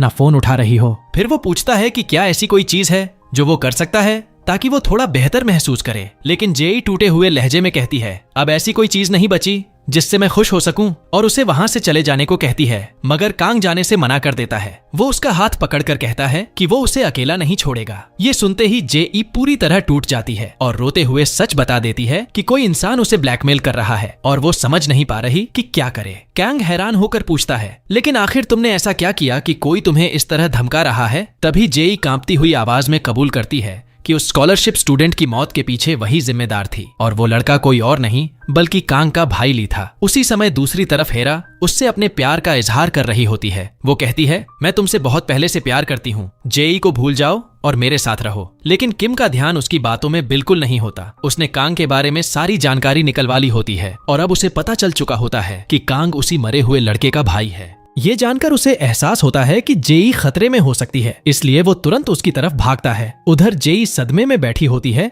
और तभी हमें फ्लैशबैक दिखाया जाता है। उस दिन कांग का भाई ली स्कूल के मैदान में था। फुटबॉल गलती से उसके पास आ गई थी और वो सिर्फ उसे वापस लौटाने की कोशिश कर रहा था, लेकिन गेंद सीधे किम को लग जाती है। बस फिर क्या था, अमीर लड़कों का गुस्सा भड़क उठता है। वो उसे घेर कर बुरी तरह मारने लगते हैं, जैसे उसने कोई बहुत बड़ा गुनाह कर दिया हो। किसी तरह वो उनसे बचकर भागता है और लाइब्रेरी में जाकर छिप जाता है। वहीं उसकी मुलाकात जेआई से होती है, जो अकेले बैठी रो रही होती है। खुद घायल होने के बावजूद ली उसके पास जाता है, उसे चॉकलेट्स देता है, जोक्स सुनाकर हंसाने की कोशिश करता है और धीरे धीरे उसकी उदासी कम कर देता है। उसी दिन से दोनों दोस्त बन जाते हैं। वो साथ घूमने लगते हैं, बातें करते हैं और जेई लंबे समय बाद दिल खोलकर हंसने लगती है। लेकिन किम जब ये सब देखता है तो उसके अंदर जलन और गुस्सा भर जाता है। उसे लगता है कि वो लड़का जेई को उससे दूर कर देगा, इसलिए वो दोनों को अलग करने का फैसला कर लेता है। वर्तमान में लौटते ही जेई सारी बातें जोड़ लेती है और समझ जाती है कि कांग शुरू से ही उसके करीब अपने भाई का बदला लेने आया था। कांग भी आखिर सच कबूल कर लेता है। वो कहता है कि हाँ, शुरुआत में उसका मकसद बदला लेना था, लेकिन जब उसने जेई को करीब से जाना तब उसे एहसास हुआ कि वो दिल से बहुत अच्छी इंसान है और वो कभी किसी को जानबूझकर नुकसान नहीं पहुंचा सकती। वो उससे माफी मांगते हुए कहता है, मैंने तुमसे झूठ बोला, लेकिन एक बात सच थी, मैं सच में तुम्हें फिर से खुश देखना चाहता था। फिर वो उससे मदद मांगता है ताकि वो अपने भाई ली की मौत की असली सच्चाई जान सके। लेकिन जेई अब पूरी तरह डर चुकी होती है। उसे लगता है कि कांग भी बाकी लोगों की तरह उससे नफरत करेगा। वो उससे दूर हटने लगती है। तभी अचानक किम वहां पहुंच जाता है और आते ही कांग पर हमला कर देता है। वो उसे जोर से धक्का मारते हुए कहता है, अब मुझे समझ आया कि तुम शुरू से मुझे क्यों उकसा रहे थे। तुम अपने भाई का बदला लेना चाहते थे। ये सुनकर कांग गुस्से से जवाब देता है, तो इसका मतलब तुमने सच में कुछ ऐसा किया था जिसके लिए मुझसे डर रहे थे। बस फिर क्या था। दोनों के बीच जबरदस्त लड़ाई शुरू हो जाती है। किम अपने बॉक्सिंग स्किल्स का इस्तेमाल करते हुए कांग पर लगातार वार करने लगता है। जेई डर से कांपने लगती है। उसे वो दिन याद आने लगता है जब ली को पीटा जा रहा था और वो कुछ नहीं कर पाई थी। फिर उसकी मौत की खबर सुनकर वो कितनी टूट गई थी। ये सब याद आते ही वो पूरी तरह बिखर जाती है। वो रोते हुए दोनों से लड़ाई रोकने की भीख मांगती है और जमीन पर बैठकर फूट फूट कर रोने लगती है। ये देखकर किम तुरंत उसके पास जाता है, उसे गले लगाता है और कहता है कि वो उसे डराना नहीं चाहता था। दूसरी तरफ कांग चुपचाप वहां से चला जाता है। वो सीधे अपने भाई ली की कब्र पर पहुंचता है और रोते हुए उससे माफी मांगता है कि अभी तक वो सच्चाई पूरी तरह नहीं जान पाया। फिर वो कसम खाता है कि जब तक अपने भाई को इंसाफ नहीं दिला देगा उसे चैन नहीं मिलेगा। अगले दिन स्कूल में ये खबर आग की तरह फैल जाती है कि कांग उसी लड़के का भाई है जिसकी मौत हुई थी। पूरा स्कूल अब बस उसी के बारे में बातें कर रहा होता है। प्रिंसिपल तुरंत कांग को अपने ऑफिस में बुलाती है और गुस्से से कहती है, तुम्हारे पास सिर्फ 2 रास्ते हैं, या तो खुद ये स्कूल छोड़ दो या फिर मैं तुम्हें हमेशा के लिए निकाल दूंगी। लेकिन कांग बिना डरे उसकी आंखों में आंखें डालकर कहता है, मैं कहीं नहीं जाऊंगा, मैं इसी स्कूल में रहूंगा और टॉप करके साबित करूंगा कि अमीर लोग कोई खास नहीं होते, पैसे सब कुछ नहीं होते। उसकी ये बात सुनकर प्रिंसिपल का गुस्सा 7वें आसमान पर पहुंच जाता है। वो उसे नीचा दिखाते हुए कहती है, तुम बस एक गरीब छात्र हो, तुम्हें गायब करना हमारे लिए कोई बड़ी बात नहीं। फिर वो उसे स्कूल से निकालने की धमकी देती है और कहती है कि वो हमेशा स्कूल में प्रॉब्लम्स क्रिएट करता रहता है। लेकिन कांग उससे भी ज्यादा चालाक निकलता है। वो मुस्कुराते हुए अपना फोन निकालता है और बताता है कि उसने उनकी सारी बातचीत रिकॉर्ड कर ली है। फिर सीधा धमकी देता है कि अगर उसे निकाला गया तो वो ये रिकॉर्डिंग हर जगह फैला देगा और स्कूल की सच्चाई दुनिया के सामने आ जाएगी। ये सुनते ही प्रिंसिपल का चेहरा उतर जाता है और कांग एक बार फिर खुद को बचा लेता है। दूसरी तरफ किम जेई से मिलने जाता है। वो उससे कहता है कि अब वो अकेले कहीं ना जाए और हमेशा गार्ड्स के साथ रहे, क्योंकि उसे डर है कि कांग उसे नुकसान पहुंचा सकता है। लेकिन जेई तुरंत उसका विरोध करती है और कहती है, कांग कोई क्रिमिनल नहीं है, वो मुझे कभी हर्ट नहीं करेगा। फिर वो किम से दूर रहने को कहती है और बताती है कि जल्द ही उसकी एंगेजमेंट होने वाली है और उसके बाद वो अमेरिका चली जाएगी। ये सुनकर किम पूरी तरह टूट जाता है। वो कहता है कि वो आज भी उससे प्यार करता है। जेई उसकी बातों से इमोशनल तो होती है, लेकिन फिर भी खुद को मजबूत बनाकर कहती है कि अब उसके दिल में उसके लिए कुछ नहीं बचा। इतना कहकर वो वहां से चली जाती है। जब जेई घर लौटती है तो हेरा पहले से उसका इंतजार कर रही होती है। उसे देखते ही वो नाटक शुरू कर देती है और कहती है, सुना है तुम अमेरिका जा रही हो, इसलिए मैंने सोचा तुम्हारे लिए फेयरवेल पार्टी रखूं। आखिर दुनिया के सामने हम अभी भी दोस्त हैं। फिर वो उसे पार्टी का इनविटेशन देती है और साथ ही वार्निंग भी देती है कि वो किम से दूर रहे, क्योंकि उसने उससे अपने फीलिंग्स कन्फेस कर दिए हैं और अब वो उसके जवाब का इंतजार कर रही है। लेकिन जेई शांत लहजे में कहती है कि वो पार्टी में नहीं आ पाएगी क्योंकि उसी दिन उसकी फ्लाइट है। फिर दोनों एक फेक फेयरवेल हग करती हैं। अगले दिन स्कूल में अमीर छात्रों को पता चल जाता है कि उनके बीच से ही किसी ने कांग की मदद की थी और उसकी सच्चाई जानता था। बस फिर क्या था, वो लड़के उस स्टूडेंट को घेर लेते हैं और बुरी तरह मारने लगते हैं। तभी कांग वहां पहुंच जाता है और उसे बचाने के लिए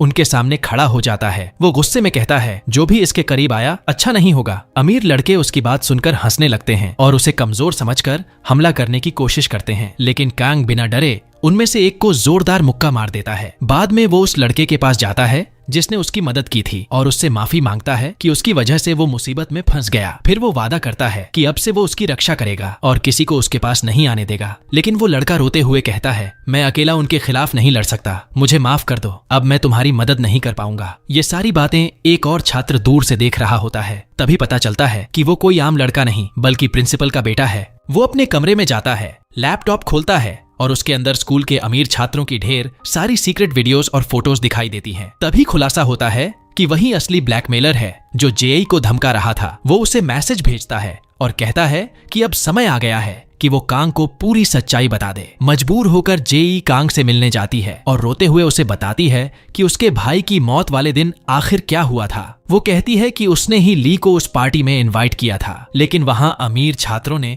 उसे बुरी तरह इंसल्ट और बुली किया। वो सब सह नहीं पाया और डर कर पार्टी से भाग गया। फिर सड़क पार करते वक्त उसका एक्सीडेंट हो गया। जेई रोते हुए कहती है, असल वजह मैं हूँ। अगर मैंने उसे पार्टी में नहीं बुलाया होता तो शायद वो आज जिंदा होता। फिर वो कैंग से हाथ जोड़कर मदद मांगती है और कहती है कि उसके अमेरिका जाने से पहले वो उस इंसान को पकड़ना चाहती है जो उसे ब्लैकमेल कर रहा है। लेकिन कैंग बिना कुछ बोले वहां से चला जाता है। बाद में वो अपने भाई ली का वीडियो देखता है जिसमें उसे गरीब छात्रों के साथ बेइज्जत किया जा रहा होता है। तभी उसे पता चलता है कि जेई की फेयरवेल पार्टी में सिर्फ अमीर बच्चे ही नहीं बल्कि स्कॉलरशिप स्टूडेंट्स भी बुलाए गए हैं। कांग फैसला करता है कि वो अपने दोस्तों के साथ वहां जाएगा और अमीर छात्रों को दिखाएगा कि गरीब लोग उनसे किसी भी तरह कम नहीं है। अगले दिन जेई अपने फियांस के साथ अमेरिका जाने की तैयारी कर रही होती है। उसका सौतेला भाई उसे विदा करने आता है और ऊपर से दुखी होने का नाटक करता है, लेकिन पास आकर धीरे से कहता है, उम्मीद करता हूँ तुम कभी वापस ना आओ। आखिरकार रात में फेयरवेल पार्टी शुरू होती है। सारे अमीर छात्र बड़े एटीट्यूड के साथ वहां पहुंचे होते हैं, लेकिन तभी सबके चेहरे उड़ जाते हैं जब कैंग अपने स्कॉलरशिप दोस्तों के साथ कॉन्फिडेंस से भरी चाल में पार्टी में एंट्री करता है। कैंग हल्की सी मुस्कान देता है और उसके चेहरे से साफ लग रहा होता है कि वो आज कुछ बड़ा करने वाला है। दूसरी तरफ दूर खड़ा प्रिंसिपल का हैकर बेटा ये सब चुपचाप देख रहा होता है। तभी अचानक उसके मोबाइल पर एक अननोन मैसेज आता है, अब मैं समझ गया हूँ कि तुम कौन हो। ये पढ़ते ही उसके चेहरे का रंग उड़ जाता है। वो घबराकर इधर उधर देखने लगता है जैसे कोई उसे पकड़ने वाला हो, लेकिन तभी पीछे से कैंग निकलकर सामने आ जाता है और हंसने लगता है। असल में उसने जानबूझकर ये ट्रैप लगाया था ताकि हैकर के रिएक्शन से सच पता चल सके और उसका प्लान कामयाब हो जाता है। हैकर डर जाता है कि अब कैंग सबको उसके बारे में बता देगा, लेकिन कैंग उसे शांत करते हुए कहता है कि वो किसी को कुछ नहीं बताएगा। फिर वो उससे पूछता है कि अमीर छात्रों के खिलाफ उसके पास और क्या क्या सबूत हैं। उधर हीरा पूरी उम्मीद के साथ किम का इंतजार कर रही होती है। उसे लगता है कि आज आखिरकार किम सबके सामने उनके रिलेशनशिप का ऐलान करेगा, क्योंकि अब जेई तो अमेरिका जा रही है। लेकिन तभी उसके फोन पर एक शॉकिंग खबर आती है। जेई के फियांस को एयरपोर्ट पर स्मगलिंग के आरोप में गिरफ्तार कर लिया गया है और उसी वक्त एक लग्जरी कार पार्टी के सामने आकर रुकती है। उसमें से किम बाहर निकलता है और उसके साथ जेई भी होती है। तभी पता चलता है कि जेई के फियांस की शिकायत खुद किम ने की थी ताकि वो अमेरिका ना जा सके। किम सबके सामने जेई का हाथ पकड़कर अनाउंस करता है कि वो दोनों एक नई शुरुआत करने वाले हैं और फिर से साथ रहेंगे। इतना ही नहीं, वो सबको वार्निंग देता है कि कोई भी जेई के करीब आने की कोशिश ना करे, खासकर कांग। पूरा हॉल ये सुनकर शॉक में चला जाता है। सच कहें तो मैं भी ये स्मार्ट मूव देखकर दंग रह गया। इसी बीच कांग हैकर से वो वीडियो दिखाने को कहता है जिससे जेई को ब्लैकमेल किया जा रहा था। वीडियो देखते ही कांग भी हैरान रह जाता है। उसमें जेई और किम एक बहुत प्राइवेट मोमेंट में रिकॉर्ड हुए थे। उधर हीरा का गुस्सा फट पड़ता है। उसे यकीन ही नहीं हो रहा कि उसने जो कुछ भी किया वो सब बेकार चला गया और आखिर में किम फिर जेई के पास लौट आया। वो गुस्से में जेई पर टूट पड़ना चाहती है, लेकिन किम बीच में आकर उसे रोक देता है। फिर वो जेई को अपनी कार तक ले जाता है और वहां से चला जाता है। पीछे हीरा अकेली खड़ी रोती रह जाती है क्योंकि उसका पूरा प्लान बर्बाद हो चुका होता है। जब वो घर लौटती है तो वहां उसका पिता उसका इंतजार कर रहा होता है। तभी पता चलता है कि उनकी कंपनी पूरी तरह बर्बाद हो चुकी है और बैंक ने उनका घर भी जब्त कर लिया है। उसका पिता उसे समझाता है कि अब कुछ समय उन्हें होटल में रहना पड़ेगा और ये सिर्फ टेम्परेरी सिचुएशन है। वो उसे भरोसा दिलाता है कि वो सब कुछ पहले जैसा कर देगा, लेकिन हीरा पूरी तरह टूट चुकी होती है और अपने कमरे में जाकर अकेले रोने लगती है। दूसरी तरफ किम जेई को एक महंगे रेस्टोरेंट में ले जाता है और उसे किसी प्रिंसेस की तरह ट्रीट करता है, लेकिन जेई उससे कहती है कि अगर वो सच में सब ठीक करना चाहता है तो उसे कंग से माफी मांगनी होगी। किम ये सुनकर हैरान रह जाता है और कहता है कि उसने अपनी जिंदगी में कभी किसी से माफी नहीं मांगी, लेकिन जेई अपनी बात पर अड़ी रहती है और कहती है कि अगर वो उससे प्यार करता है तो उसके लिए इतना तो करना ही पड़ेगा। मजबूर होकर किम मान जाता है क्योंकि वो दोबारा जेई को खोना नहीं चाहता। अगले दिन कांग सारे स्कॉलरशिप स्टूडेंट्स को इकट्ठा करता है और कहता है कि अब समय आ गया है स्कूल के नियम बदलने का। बाकी छात्र डर जाते हैं और कहते हैं कि अगर उन्होंने अमीर बच्चों के खिलाफ आवाज उठाई तो उन्हें स्कूल से निकाल दिया जाएगा। लेकिन कैंग कहता है कि अब उसका मकसद सिर्फ अपने भाई का बदला लेना नहीं रहा। वो चाहता है कि सारे गरीब छात्र एकजुट होकर बुलिंग के खिलाफ खड़े हों और अमीर छात्रों को दिखा दें कि वो भी इंसान हैं, उनसे कम नहीं। तभी प्रिंसिपल का हैकर बेटा भी कांग का साथ देने की बात करता है। वो कहता है कि वो किम और जेई का वीडियो लीक कर सकता है जिससे सारे अमीर छात्र डर जाएंगे, लेकिन कैंग तुरंत मना कर देता है क्योंकि वो जेई को हर्ट नहीं करना चाहता।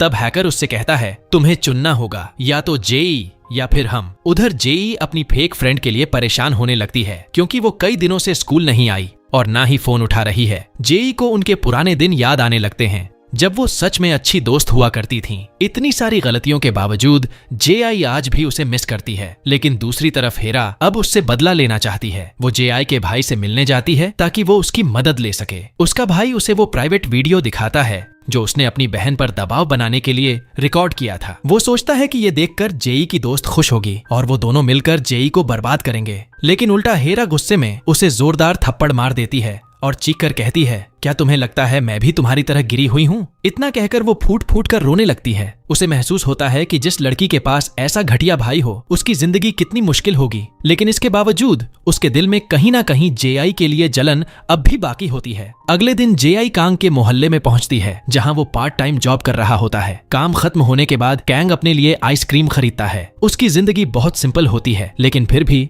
वो उसमें खुश नजर आता है। जेई दूर खड़े होकर उसे बच्चों के साथ खेलते हुए देखती है और उसके दिल में पहली बार कैंग के लिए रिस्पेक्ट पैदा होने लगती है।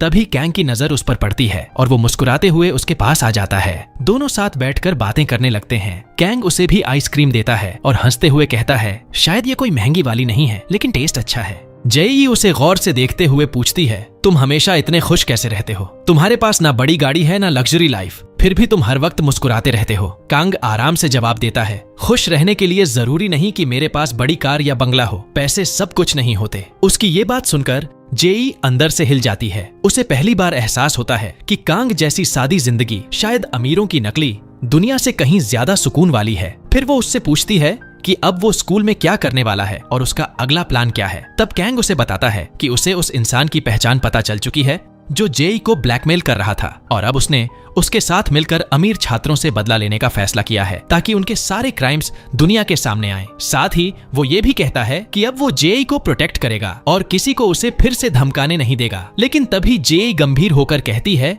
कि वो सच में किम से प्यार करती है और अगर कांग ने किम को नुकसान पहुंचाने की कोशिश की तो वो कभी उसे माफ नहीं करेगी। ये सुनते ही कांग का चेहरा बदल जाता है। वो हल्की सी मुस्कान के साथ कहता है, अगर ऐसा है तो शायद हम दोस्त नहीं बन सकते क्योंकि अब हमारे रास्ते अलग हैं। इतना कहकर वो वहाँ से चला जाता है। दूसरी तरफ किम अपनी माँ से जाकर साफ साफ कह देता है कि वो जेआई से प्यार करता है और उसी से शादी करेगा। उसकी माँ उसकी बातें सुनकर हंसने लगती है और कहती है, तुम अभी बच्चे हो, तुम्हें खुद नहीं पता तुम्हारे लिए क्या सही है। लेकिन किम भी पहली बार अपनी माँ के सामने डटकर खड़ा हो जाता है। वो कहता है, मैं अपना फैसला कर चुका हूँ और अब पीछे नहीं हटूंगा। इतना कहकर वो वहाँ से निकल जाता है। अगले दिन जेई अपने पिता के साथ जंगल जाती है। उसका पिता हमेशा की तरह उसे शिकार करना सिखाने की कोशिश करता है और कहता है कि उसे मजबूत बनना होगा, लेकिन जेई जानवर पर निशाना तक नहीं लगा पाती। वो डर कर गोली हवा में चला देती है ताकि खरगोश भाग जाए। फिर गुस्से में कहती है, मैं थक चुकी हूँ आपकी बात मानते मानते, मुझे ये सब पसंद नहीं, और हाथ में पकड़ी बंदूक फेंक कर वहाँ से चली जाती है। उसी दौरान किम के फोन पर एक मिस्टीरियस मैसेज आता है। उसे पढ़ते ही उसका चेहरा बदल जाता है। वो तुरंत अपनी सेक्रेटरी को आदेश देता है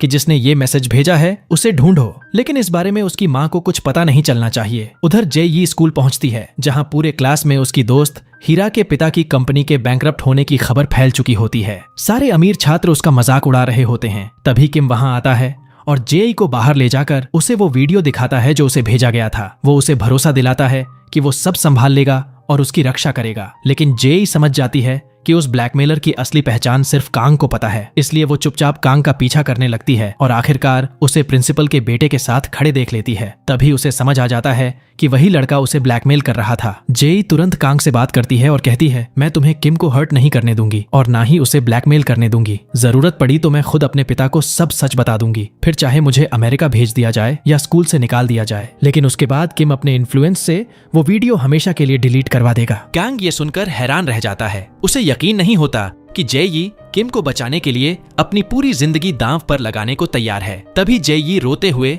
एक और बड़ा सच बता देती है। वो कहती है कि वो किम के बच्चे की मां बनने वाली थी, लेकिन अब वो बच्चा नहीं रहा। उसी दिन से वो गिल्ट में जी रही है और किम की आंखों में देखने की हिम्मत तक नहीं जुटा पा रही थी। इसलिए उसने उससे दूर जाने की कोशिश की, लेकिन किम कभी उसका साथ छोड़ने को तैयार नहीं हुआ। दूसरी तरफ हेरा आखिरकार स्कूल छोड़ने का फैसला कर लेती है, लेकिन जेई उससे मिलने जाती है और उसे रोकने की कोशिश करती है। वो कहती है कि चाहे जो हो जाए वो हमेशा उसकी दोस्त रहेगी और उसकी मदद करेगी। लेकिन हीरा रोते हुए जवाब देती है, अगर हम सच में दोस्त होते तो तुम ये सब अकेले नहीं सहती। तुमने मुझसे मुझसे वीडियो वाली बात क्यों छुपाई? इतना कहकर वो वहाँ से चली जाती है। बाद में वो सीधे किम के पास पहुँचती है और कहती है, अब मुझे उस वीडियो के बारे में सब पता चल चुका है और इसके लिए मैं तुम्हें जिम्मेदार मानती हूँ। किम गुस्से और दर्द में टूट जाता है जब उसे पता चलता है कि जेई इतने समय से अकेले ये सब सह रही थी। तभी उसे एक और शॉकिंग सच पता चलता है कि जेई और किम का प्राइवेट वीडियो किसी और ने नहीं बल्कि जेई के अपने सौतेले भाई ने रिकॉर्ड किया था। ये सुनते ही किम का दिमाग पूरी तरह घूम जाता है। वो तुरंत वहां मौजूद सभी लोगों को बाहर निकलने के लिए कहता है, लेकिन जेआई के भाई को रोक लेता है। अगले ही पल किम उस पर टूट पड़ता है। ऐसा लग रहा था जैसे उसके अंदर का जानवर बाहर आ गया हो। वो उसे पकड़कर दाएं बाएं थप्पड़ और मुक्के बरसाने लगता है और चिल्लाकर पूछता है, तेरी हिम्मत कैसे हुई ऐसा करने की? जेई का भाई डर के मारे कांपने लगता है और कहता है, शांत हो जाओ, मैं सब समझाता हूँ। लेकिन किम सुनने की हालत में नहीं होता। वो उसे जमीन पर गिराकर लगातार पीटने लगता है। तभी कांग वहां पहुंच जाता है। वो किम के दोस्तों को हटाकर बीच में आता है और किम को पीछे खींचकर जेई के भाई की जान बचा लेता है। लेकिन वो घटिया इंसान शुक्रिया कहने की बजाय कांग पर ही चिल्ला देता है, मुझसे दूर रहो गरीब कहीं के, और फिर डर के मारे वहां से भाग जाता है। किम उसके पीछे जाने की कोशिश करता है लेकिन कैंग उसे रोक लेता है। मजबूरी में कैंग उसे पूरा सच बता देता है कि जेई कभी किम के बच्चे की मां बनने वाली थी। ये सुनकर किम के पैरों तले जमीन खिसक जाती है। उसे यकीन ही नहीं होता कि जेई अकेले इतनी बड़ी तकलीफ झेलती रही। दूसरी तरफ हेरा अब गरीबों जैसी जिंदगी जीने की कोशिश कर रही होती है। वो पहली बार बस में चढ़ने जाती है लेकिन उसे समझ ही नहीं आता कि करना क्या है, इसलिए आखिर में पैदल ही होटल लौटने लगती है। जब वो होटल पहुंचती है तो वहां जेई उसका इंतजार कर रही होती है। पहले उसे लगता है कि शायद जेई उसका मजाक उड़ाने आई है, लेकिन उल्टा जेई उसे गले लगाकर कहती है, तुम हमेशा मेरी दोस्त रहोगी। ये सुनकर हेरा भावुक हो जाती है। तभी उसके पिता का फोन आता है। वो खुशी से बताते हैं कि उनकी कंपनी बच गई है और सब कुछ पहले जैसा होने वाला है, क्योंकि जेई के पिता उनकी मदद करने के लिए तैयार हो गए हैं और उनकी कंपनी में बड़ा इन्वेस्टमेंट करने वाले हैं। ये सुनकर वो समझ जाती है कि जेई ने उसके लिए कितना बड़ा सैक्रिफाइस किया है, लेकिन इसके पीछे की सच्चाई और भी दर्दनाक होती है। जेई ने अपने पिता से डील की थी कि अगर वो उसकी दोस्त के परिवार को बचा लें तो वो हमेशा के लिए अमेरिका चली जाएगी और उनकी हर बात मानेगी। यानी उसने अपनी खुद की खुशी और सपनों की कुर्बानी सिर्फ अपनी दोस्त के लिए दे दी। जाते जाते जेई उससे कहती है, चाहे मैं अमेरिका चली जाऊं, बस हम हमेशा दोस्त बने रहें। इतना कहकर वो वहां से चली जाती है और उसकी दोस्त गिल्ट में रोने लगती है। फिर वो तुरंत किम को फोन करके कहती है कि अगर उसे जेई से सच में प्यार है तो उसे अभी जाकर रोकना होगा। उधर जेई अपनी कार से घर लौट रही होती है लेकिन रास्ते में उसे किम खड़ा मिलता है। वो कार रोककर उससे बात करने जाती है। किम की आंखों में आंसू होते हैं। वो कहता है, अब मुझे सब पता चल चुका है। फिर वो रोते हुए उससे माफी मांगता है कि उसने उसे अकेले इतना दर्द सहने दिया। वो वादा करता है कि अब वो हमेशा उसके साथ रहेगा। इसी बीच प्रिंसिपल का हैकर बेटा फैसला कर लेता है कि अब वो वीडियो लीक करके सबकी जिंदगी बर्बाद कर देगा। लेकिन ठीक आखिरी पल पर कांग उसका फोन छीन लेता है। हैकर उसे समझाने की कोशिश करता है कि यही एक रास्ता है जिससे वो अपने भाई का बदला ले सकता है और स्कूल के करप्ट सिस्टम को खत्म कर सकता है। लेकिन कैंग अब ऐसा नहीं चाहता। तभी कहानी हमें 1 साल पीछे ले जाती है। फ्लैशबैक में दिखाया जाता है कि अमीर छात्रों ने अपने एक दोस्त की बर्थडे पार्टी रखी थी। उसी पार्टी में कैंग की क्लास टीचर भी पहुंची थी और पता चलता है कि वो सीक्रेटली उस अमीर आदमी के साथ रिलेशनशिप में थी। वो सीढ़ियों पर उसे गिफ्ट देने जाती है। तभी अचानक ली वहां घुस आता है। वो अमीर छात्रों से बचकर भाग रहा होता है जो उसे बेरहमी से मार रहे थे। जैसे ही वो उन्हें साथ देखता है वो डर कर वहां से भागने लगता है। टीचर घबरा जाती है कि अगर उसने ये रिश्ता सबको बता दिया तो उसकी रेप्यूटेशन खत्म हो जाएगी, इसलिए वो अपनी कार लेकर उसके पीछे भागती है। ली सड़क पार करते हुए अपने भाई कैंग को फोन करता है। यही वो पहला सीन था जो हमने कहानी की शुरुआत में देखा था, जब वो कह रहा था कि ये स्कूल अजीब है, यहाँ के छात्र और शिक्षक सब पागल हैं, मुझे बचा लो। उसी दौरान टीचर की कार गलती से उसे टक्कर मार देती है। वो सड़क पर बुरी तरह घायल हो जाता है। टीचर उसके पास पहुंचती है और देखती है कि वो अभी जिंदा है, लेकिन उसे अस्पताल ले जाने की बजाय वो डर जाती है कि कहीं वो सच ना बता दे। इसलिए वो एम्बुलेंस बुलाने की जगह उसे वहीं मरने के लिए छोड़कर भाग जाती है। यही असली वजह थी ली की मौत की। वर्तमान में लौटते ही कैंग सीधे पुलिस के पास जाता है और स्कूल के खिलाफ कंप्लेंट दर्ज करवाता है। वो बताता है कि कैसे अमीर छात्रों को खुली छूट दी जाती है गरीब स्कॉलरशिप स्टूडेंट्स को टॉर्चर और बुली करने की। पुलिस मामले की जांच शुरू भी करती है, लेकिन स्कूल वाले सारे आरोपों से साफ इनकार कर देते हैं। और जैसा लोग कहते हैं, जब गवाह ही मर चुका हो तो सच साबित करना आसान नहीं होता। अगले दिन स्कूल में माहौल और भी ज्यादा खतरनाक हो जाता है, क्योंकि अब सारे छात्र कैंग के खिलाफ खड़े हो चुके होते हैं। वे कैंग पर दबाव डालने लगते हैं कि वो पुलिस में की गई शिकायत वापस ले ले, और उनमें से एक तो उस पर हाथ उठाने तक पहुंच जाता है। लेकिन तभी जेई वहां आ जाती है और कांग को बचाते हुए कहती है कि गरीब स्टूडेंट्स के साथ जो कुछ भी उन्होंने किया है अब उसकी कीमत चुकाने का वक्त आ गया है। क्लास खत्म होने के बाद जेई जाकर प्रिंसिपल के बेटे से पूछती है कि आखिर वो उसे ब्लैकमेल क्यों कर रहा था। तब वो बताता है कि वो अमीर स्टूडेंट्स से बदला लेना चाहता था क्योंकि वो बाकी सबको कीड़ों मकोड़ों की तरह ट्रीट करते हैं। उधर किम को उसकी सेक्रेटरी से पता चलता है कि जेई वाला वीडियो उसकी प्रिंसिपल ने भेजा था, तो वो गुस्से में सीधे उसके ऑफिस पहुंच जाता है। प्रिंसिपल डरते हुए माफी मांगती है और कहती है कि वो तो बस स्कूल की चेयरवुमन के आदेश मान रही थी। और सबसे बड़ा ट्विस्ट यहाँ आता है क्योंकि वो चेयरवुमन कोई और नहीं बल्कि किम की खुद की माँ होती है। किम फट पड़ता है और कहता है कि उसने जो भी किया सब बेकार है क्योंकि वो कभी भी जेई को नहीं छोड़ेगा, चाहे उसे सब कुछ छोड़कर अमेरिका ही क्यों ना जाना पड़े। उसकी माँ टूट जाती है, रोते हुए कहती है कि उसने ये सब सिर्फ अपने बेटे को बचाने के लिए किया था। दूसरी तरफ कैंग स्कूल से लौट रहा होता है, तभी जेई उसके पास आइसक्रीम लेकर आती है और उसे पार्क में चलकर बात करने के लिए कहती है। वहाँ वो कैंग से उसके भाई ली के लिए माफी मांगती है कि वो उसे बचा नहीं पाई। फिर बताती है कि वो जल्द ही अमेरिका जा रही है और कांग से अपना ख्याल रखने को कहती है। कांग उसके शब्द सुनकर खुश हो जाता है और जाते जाते उससे पूछता है कि क्या उसे कभी उससे प्यार हुआ था, भले थोड़े वक्त के लिए ही सही। जेई तुरंत ना बोलकर वहाँ से चली जाती है, लेकिन कांग मुस्कुरा देता है क्योंकि उसे यकीन होता है कि वो झूठ बोल रही थी। इसके बाद जेई किम से मिलती है और उसे उनके बच्चे की फोटो दिखाती है। किम वहीं टूट जाता है, रोते हुए उससे माफी मांगता है कि वो ना उसे बचा पाया और ना उनके बच्चे को, लेकिन जेई उसे गले लगाकर शांत करती है। अगले दिन दोनों मिलकर ली की कब्र पर जाते हैं जहां किम वादा करता है कि वो अब बदल जाएगा और कभी किसी गरीब स्टूडेंट पर अत्याचार नहीं होने देगा। वो जेआई से अमेरिका ना जाने की भी गुजारिश करता है, लेकिन जेई मजबूरी में मना कर देती है। उसी दौरान प्रिंसिपल को पता चल जाता है कि एक टीचर अपने ही स्टूडेंट के साथ रिलेशनशिप में थी, तो वो तुरंत उसे इस्तीफा देकर स्कूल छोड़ने का आदेश देती है। मजबूरी में टीचर को स्कूल छोड़ना पड़ता है, लेकिन जाते वक्त जब वो उस लड़के को उसकी गर्लफ्रेंड के साथ देखती है तो जलन में पागल हो जाती है। वो अपनी कार से लड़की को मारने की कोशिश करती है, मगर लड़का टाइम रहते उसे बचा लेता है। टीचर कार से उतरकर कहती है कि वो सिर्फ आखिरी बार अलविदा कहने आई थी, लेकिन जाते जाते धमकी देती है कि अगर उसने उसे छोड़ने की कोशिश की तो वो उसकी जिंदगी बर्बाद कर देगी। लड़का समझ जाता है कि वो पूरी तरह पागल हो चुकी है और अब उससे पीछा छुड़ाना जरूरी है। इसके बाद वो जेई से मिलता है और उसे ली का पेन देता है जिसमें एक हिडन कैमरा लगा हुआ था। कांग के भाई ने उसी कैमरे से स्कूल में होने वाली सारी हरकतें रिकॉर्ड की थीं और उसी में उस हादसे की फुटेज भी कैद थी।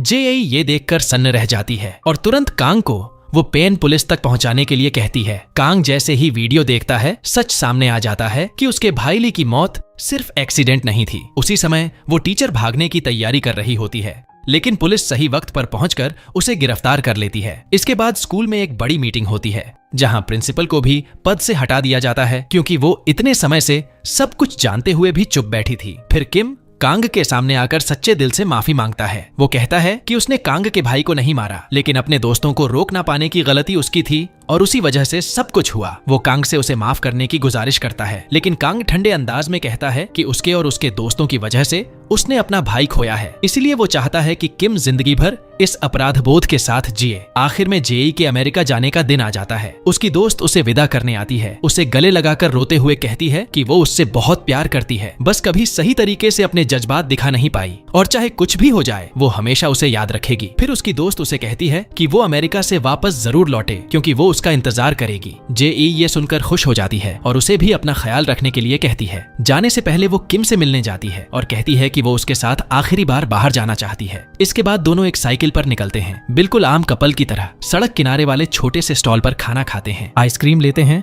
और पहली बार बिना किसी डर दबाव या बंधन के खुलकर वक्त बिताते हैं। दोनों इतने खुश होते हैं जैसे जिंदगी में पहली बार सच में आजादी महसूस कर रहे हों। दिन खत्म होने पर जेई किम से वादा करती है कि वो अपनी पढ़ाई पूरी करके वापस लौटेगी और फिर दोनों हमेशा के लिए साथ रहेंगे। अगले दिन जेआई एयरपोर्ट जाने के लिए निकलती है, लेकिन रास्ते में कांग उससे मिलने आ जाता है। वो उसे गले लगाकर उसके भाई ली के लिए जो कुछ भी उसने किया उसके लिए शुक्रिया कहता है। जेई उसकी बातें सुनकर इमोशनल हो जाती है और कहती है कि वो उसे हमेशा याद रखेगी। फिर जाने से ठीक पहले वो कांग से सच कबूल करती है कि उसने झूठ बोला था। असल में उसके दिल में भी कैंग के लिए फीलिंग्स थीं। ये सुनकर कैंग मुस्कुरा देता है और कहता है कि उसे पहले से ही पता था। इसके बाद वक्त गुजरता है, दिन महीने और साल बीत जाते हैं और हम देखते हैं कि स्कूल अब पूरी तरह बदल चुका है। अमीर स्टूडेंट्स अब घमंडी नहीं रहे बल्कि स्कॉलरशिप वाले बच्चों के साथ बराबरी से पेश आते हैं। यहाँ तक कि सब साथ बैठकर पढ़ाई भी करते हैं। हाँ भाई, वही लोग जो पहले एक दूसरे को देखना पसंद नहीं करते थे। उधर कैंग भी आखिरकार सुकून की जिंदगी जीने लगता है, क्योंकि उसने अपने भाई ली को इंसाफ दिलाया, स्कूल के घटिया नियम बदल दिए और उस सिस्टम को तोड़ दिया जो गरीब बच्चों को दबाकर रखता था। फिर वो मेहनत से पढ़ाई करता है, उसी स्कूल से ग्रेजुएट होता है और आखिर में उस यूनिवर्सिटी में एडमिशन ले लेता है जहां पढ़ने का सपना उसके भाई ने देखा था। और आखिरी सीन में हमें जेई दिखाई देती है, जिसे आखिरकार अपनी माँ का पता चल जाता है। वो खुशी खुशी उनसे मिलने जाती है और फैसला करती है कि अब वो अपनी माँ के साथ शांति से नई जिंदगी शुरू करेगी। और इसी इमोशनल एंडिंग के साथ ये शानदार कहानी खत्म होती है।